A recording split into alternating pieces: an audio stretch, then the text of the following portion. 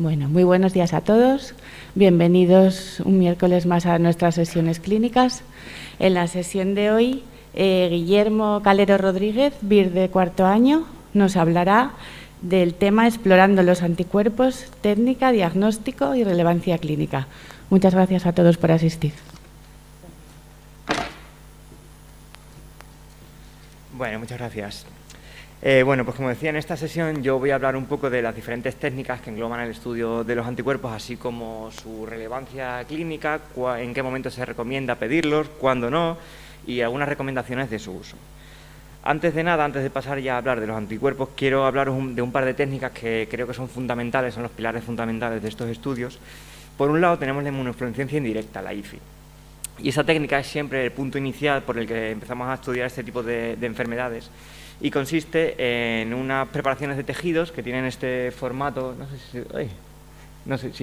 que tienen este formato, son unos cristales sobre los cuales están fijados diferentes tejidos, y sobre esos tejidos nosotros lo que hacemos es incubar el suero del paciente, de forma que si el suero del paciente tiene algún autoanticuerpo que tenga afinidad para ese tipo de tejidos, pues se va a quedar ahí pegado. Claro, el problema de esto es que no se puede ver como tal, entonces luego tenemos que utilizar una inmunoglobulina conjugada con una sustancia fluorescente que está dirigida frente a esos autoanticuerpos, de forma que al final lo que vamos a hacer es que nos va a dar un patrón de fluorescencia, una imagen que nosotros veremos con el microscopio de fluorescencia, que es diferente en función de a qué célula, o sea, a qué parte de la célula, a qué estructura se esté pegando ese autoanticuerpo del suero del paciente. Una cosa que hay que tener en cuenta, y luego veremos por qué, es que el suero del paciente tiene que estar diluido, y esas diluciones no son arbitrarias. Ahora veremos la importancia de esto. Entonces, como decía, aquí lo que vamos a ver es prácticamente cualquier autoanticuerpo que esté presente en el suero del paciente. Es una técnica que no es una técnica dirigida, es una técnica muy inespecífica, pero que tiene la ventaja de que nos permite estudiar una gran cantidad de autoanticuerpos. No nos permite identificarlo, aunque es verdad que podemos tener cierta idea de cuál puede ser el causante por medio del patrón, pero no nos permite identificar directamente cuál es el anticuerpo específico. Y tampoco nos permite cuantificarlo. Podemos cuantificar en función de la fluorescencia que tengamos, pero no podemos cuantificarlo. Y luego, con respecto a los tejidos, pues bueno, ahí os he puesto una lista de los que tenemos nosotros en el laboratorio, pero realmente hay muchas más. Para el estudio de enfermedades de órganos específicas, de hecho, hay un montón de tejidos específicos, pero esos son los fundamentales que nosotros tenemos en el laboratorio. Yo en esta sesión me voy a centrar principalmente en los EP2, que son para el estudio de los ANA, de los anticuerpos antinucleares, pero realmente nosotros tenemos disponibles bastantes más. Tenemos, por ejemplo, la critidia, que es para el estudio del DNA de doble cadena, es bastante específica para el lupus. El triple tejido, que se utiliza sobre todo para algunas hepatopatías autoinmunes o para la anemia perniciosa, y los ANCA, que se utiliza sobre neutrófilos, que se utiliza para el estudio de vasculitis principalmente. Entonces, bueno, ya hemos visto cómo se hace nuestra preparación, ya tenemos nuestro porta, ahora lo vemos al microscopio. ¿Y qué es lo que vemos? Pues lo que vemos son unos patrones como esos. Patrones definidos por el ICAP, por la sociedad que ha estandarizado el consenso de los patrones de ANA, están definidos hasta 29, aunque luego a partir de esos podemos ver otros patrones que son mixtos o son combinaciones de diferentes patrones. Yo, si tenéis curiosidad, os animo a que visitéis esa página, porque la verdad es que es bastante didáctica, está muy bien explicada, y aunque sea solo por ver las fotos, que son muy bonitas, yo os recomiendo que la visitéis, porque además tiene mucha información sobre la asociación de los patrones con diferentes enfermedades, cuáles son los autoanticuerpos que las causan, en fin, que es bastante didáctica. Pero bueno, al margen de eso, como decía, estos son algunos de los patrones que nosotros podemos ver. Aquí, más allá de que sepáis cómo es cada patrón, que tampoco es el objetivo, lo que sí que quiero es que veáis cómo estos patrones muchas veces tienen diferencias que son bastante sutiles. Por ejemplo, en el primer caso, bueno, si os fijáis, justo debajo del nombre del patrón os he puesto algunos de los anticuerpos que pueden estar causando este patrón. Y digo algunos porque realmente cada uno de estos patrones puede estar causado por un montón de anticuerpos. Hay veces que decenas, incluso 100 anticuerpos pueden estar causando este patrón, pero realmente estos son los principales y son los que se suelen estudiar. Entonces, como decía, por ejemplo, en el primer caso, en el patrón homogéneo, aquí lo que tenemos es unos autoanticuerpos que se están pegando tanto al DNA como a estructuras asociadas al DNA, de forma que lo que vamos a obtener es una tinción que es muy homogénea, muy difusa a lo largo de todo el núcleo. Mientras que en el segundo caso, por ejemplo, en el AC5, que es un patrón que veis que es más moteado, aquí lo que tenemos son autoanticuerpos frente a ribonucleoproteínas o polimerasas que están en forma de acúmulos, de forma que lo que tenemos pues es eso, un patrón mucho más heterogéneo, más moteado, y con esto simplemente lo que quiero decir es que eso, muchas veces Es un poco complicado porque aquí son imágenes de archivo y se ve perfectamente, pero en la realidad estos patrones hay veces que se solapan o son un poco más ambiguos y es un poquito más complicado diferenciarlos. Incluso, de hecho, hay veces que ni siquiera podemos decir cuál es el patrón, que podemos decir pues, si se trata de un patrón nucleolar o si se trata de un patrón nuclear moteado, pero ni siquiera podemos muchas veces afinar, ¿vale? Y luego, en el último caso, ese patrón que os he puesto ahí, no lo he puesto al azar, es un patrón citoplasmático en el que se están marcando las mitocondrias. Y este lo he puesto porque realmente nosotros cuando hablamos de ANA, de anticuerpos antinucleares, no solo estamos hablando de anticuerpos nucleares. Ahí estamos englobando prácticamente todos los autoanticuerpos, estamos englobando también patrones citoplasmáticos como este que vemos aquí. Y esto lo digo porque realmente, si somos estrictos, el término correcto no es anticuerpos antinucleares, el término correcto sería anticuerpos anticelulares. Y más que nada esto lo digo porque a partir de ahora es probable que os encontréis, cuando vayáis a pedir este tipo de estudios, que el nombre ha cambiado y en lugar de antinucleares os vais a encontrar con anticelulares, ¿vale? No os preocupéis, no hay ningún problema, es todo lo mismo, la metodología es la misma, la interpretación es exactamente igual, simplemente pues un poco para adaptarnos a la nueva terminología. Vale, entonces, como decía, ya hemos visto nuestro porta, ya hemos identificado nuestro patrón. ¿Cuál es el siguiente paso? Pues el siguiente paso es la titulación, y este es un paso que es casi tan importante o incluso más que la identificación del patrón. Y esto es porque en estos estudios a nosotros realmente lo que nos interesa no es tanto decir si hay o no hay algún anticuerpo, sino decir cuánto hay. Porque al final nosotros lo que nos interesa es saber si esos anticuerpos están en una cantidad lo suficientemente relevante como para ser susceptibles de producir alguna enfermedad, porque realmente a bajas concentraciones te los puedes encontrar en cualquier caso. Entonces, para eso se utiliza la titulación. En la titulación realmente, en este caso, en cada uno es distinto, lo que estamos haciendo es coger el suero del paciente, diluirlo, en este caso a unos 160, y decir si después de diluirlo en esa proporción todavía estamos observando anticuerpos. Porque si lo seguimos observando en esa proporción, podemos asumir que están en una cantidad lo suficientemente alta como para desencadenar una enfermedad. Y claro, pues esto es un poco complicado, porque muchas veces nos vamos a encontrar algunos como este, que son perfectamente positivos, otros como este, que son claramente negativos, pero muchas veces nos podemos encontrar algo intermedio que nos puede dar la duda de si es positivo, si es negativo, como estos de aquí. Y claro, pues con esto lo que quiero decir es que estas técnicas, al ser microscopía y como cualquier tipo de microscopía, tienen una variabilidad enorme, tanto por el propio observador como quien lo observa, cómo es el estado del microscopio, cómo está la lámpara, cómo ha sido la preparación, los reactivos, el tejido, etcétera, etcétera, etcétera. Entonces, bueno, con esto simplemente os quiero decir que los títulos son importantes, sí, por supuesto, son muy importantes, pero hay que interpretarlos con cierta cautela, y que a lo mejor un título a 160 hoy lo veo y es intenso, pero ni siquiera me llega a dar al siguiente título, mientras que mañana esa misma muestra te la podría dar a un título superior, porque está ahí un poco a caballo entre los dos. Entonces, bueno, tienen importancia, sí, pero cuidado. Y luego, además, a esto también hay que añadirle que un porcentaje bastante importante, se estima que entre un 5 y un 20% de individuos sanos pueden tener anticuerpos positivos.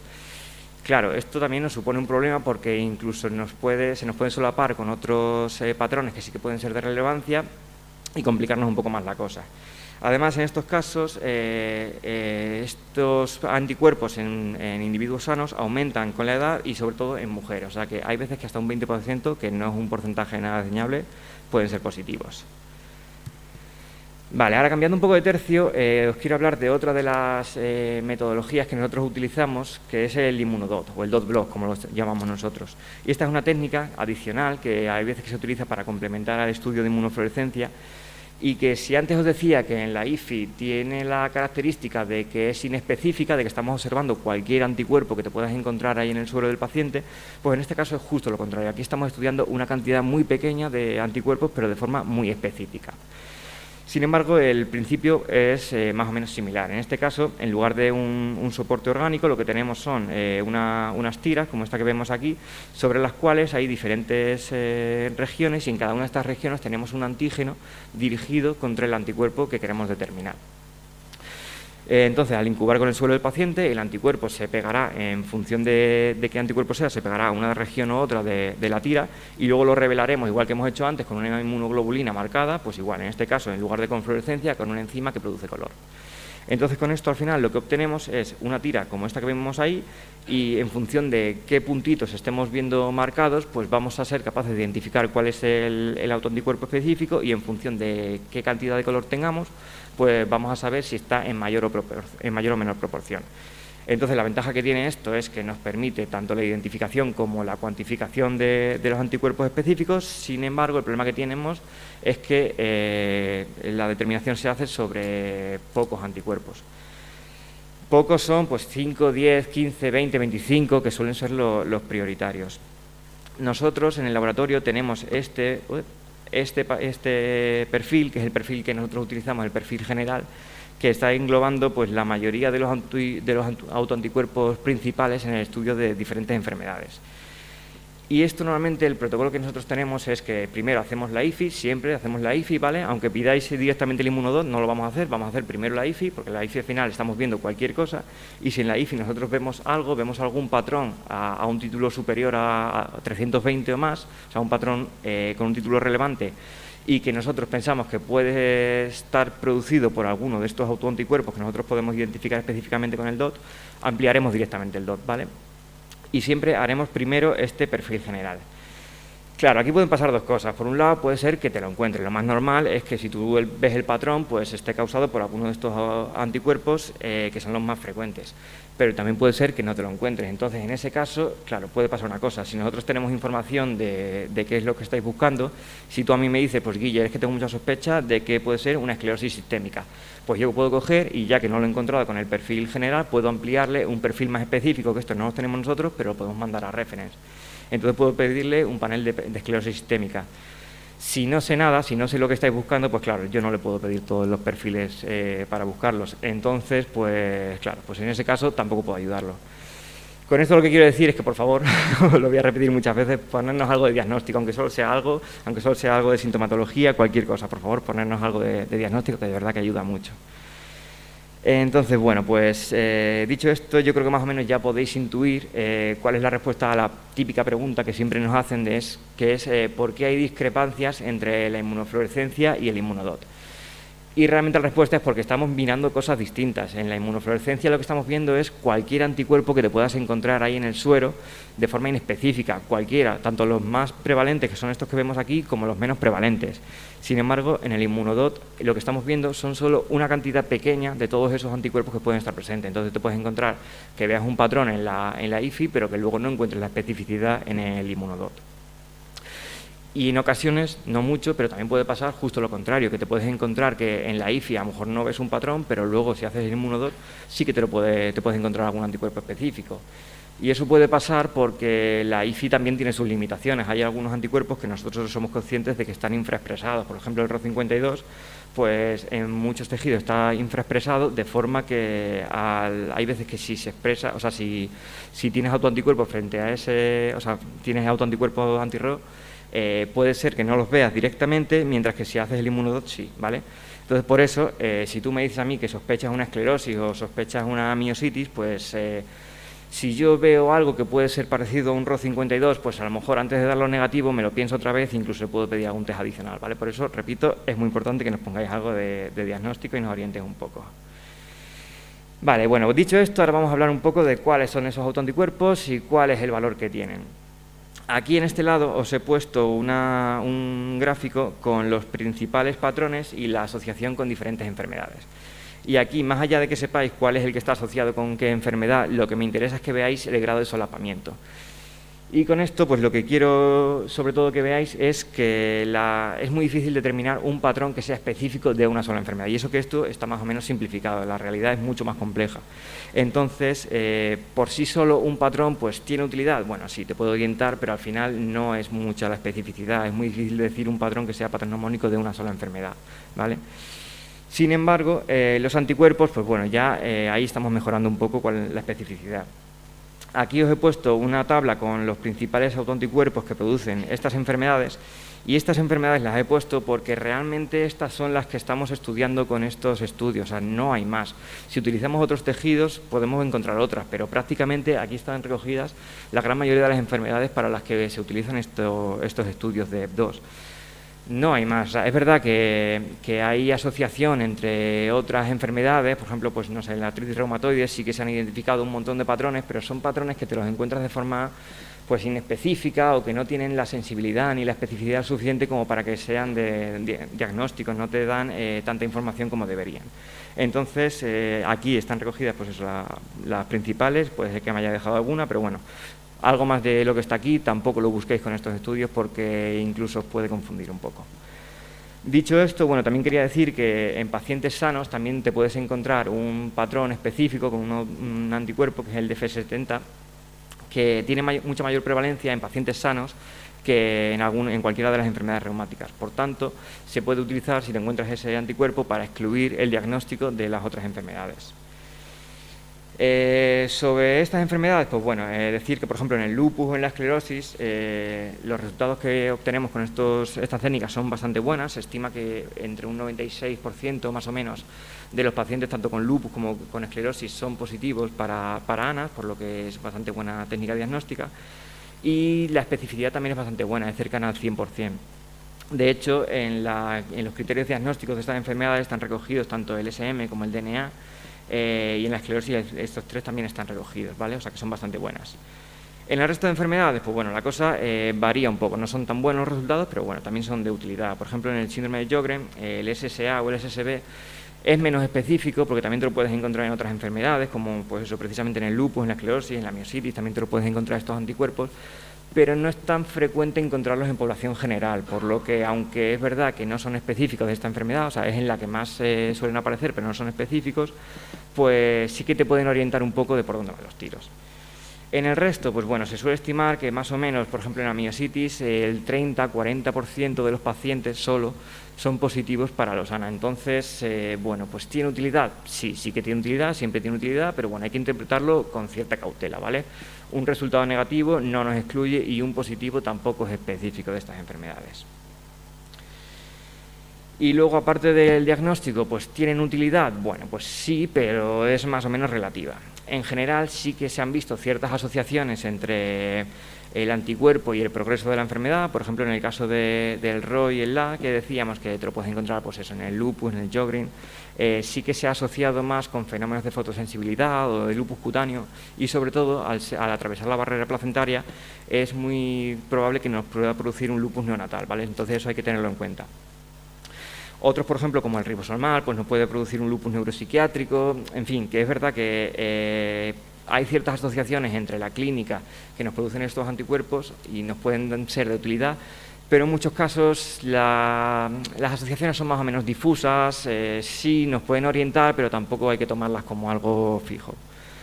En el caso de la esclerosis sí que es verdad que está mejor estudiado, y aquí sí que se puede hacer una categorización de la esclerosis en función del tipo de anticuerpo.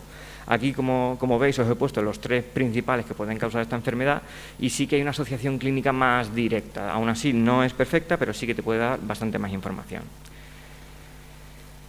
Y luego, por último, la monitorización. A ver, el problema que tiene la monitorización es que no es de gran utilidad. Realmente lo que nos dicen todos los estudios es que el patrón de anticuerpos es estable. Una vez que se desarrolla la enfermedad, el patrón de anticuerpos no cambia. Si cuando ha empezado los síntomas un paciente es negativo, lo más probable es que en la gran mayoría de los casos siga negativo.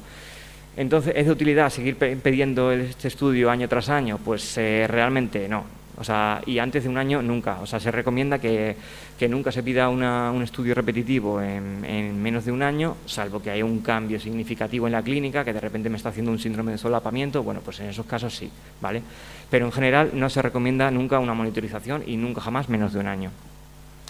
En el caso de los positivos, pues realmente tampoco, porque el título de los anticuerpos nos dan información de la probabilidad de un diagnóstico, o sea, nos están dando una variación del valor predictivo, pero no nos están diciendo la gravedad de la enfermedad. Entonces, que nos varíe de un año para otro el título de anticuerpos, pues lo más probable es que se deba simplemente a causas metodológicas, que como ya os he dicho, tienen mucha variabilidad. Entonces, pues tampoco es de gran utilidad, no se recomienda.